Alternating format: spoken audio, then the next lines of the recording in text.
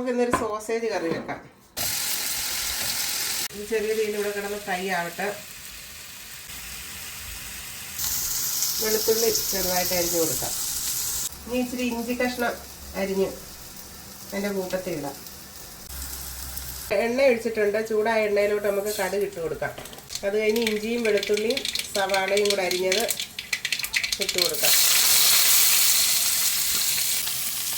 ഉപ്പ് നീരാണ് ഞങ്ങളിവിടെ ഉപയോഗിക്കുന്നത്. ഉപ്പ് കലക്കി വെച്ചിട്ട് ഉപ്പ് നീര്, ഉപ്പ് പൊടി ഉപയോഗിക്കത്തില്ല ഞങ്ങൾ.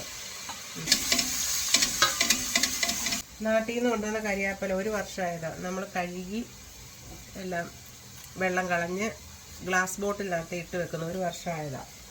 അതൊരു തക്കാളി ഒത്തിരി ഇരുന്ന് അഴുക്കാവുന്നതുകൊണ്ട് അതും ഫ്രീസറിൽ വെക്കും. സോസേജ് ഫ്രൈ ആയിട്ടുണ്ട്. നമുക്ക് ഓഫാക്കാം.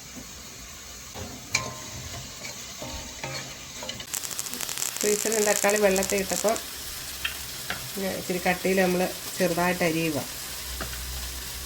വഴറ്റുന്നതിന് മാത്രമേ തക്കാളി ഇങ്ങനെ ഉപയോഗിക്കത്തുള്ളൂ. മുളക് പൊടി ഇടാം. 2 സ്പൂൺ മുളക് പൊടി. എനിക്ക് സ്പൂൺ കണക്കൊന്നും അറിയത്തില്ല. ഞാനൊരു കണക്കനുസരിച്ച് ഇടുന്നതാണ്. മല്ലിപ്പൊടി കുറച്ച് മതി. ഞങ്ങൾക്ക് മല്ലിപ്പൊടി ഒത്തിരി ടേസ്റ്റ് അത്ര പിടിച്ചതല്ല. പിന്നെ ഗരം മസാല. ഇത് ഞാൻ പൊടിച്ച ഗരം മസാലയാണ്. സാധനങ്ങളുടെ ഒരു ദിവസം വീഡിയോ ഇടുന്നതായിരിക്കും ഗരം മസാല പൊടിക്കുന്നത്. ഇത് ചൂടുവെള്ളം ഇതിനകത്തോട്ട് ഒഴിച്ചു കൊടുക്കാം. ഇനി നമുക്ക് വറുത്ത സോസേജ് ഇങ്ങോട്ട് ഇട്ട് കൊടുക്കാം.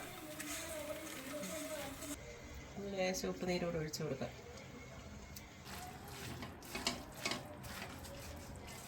അങ്ങനെ നമ്മുടെ സോസേജ് കറി ഇവിടെ റെഡി ആയിരിക്കുന്നത്.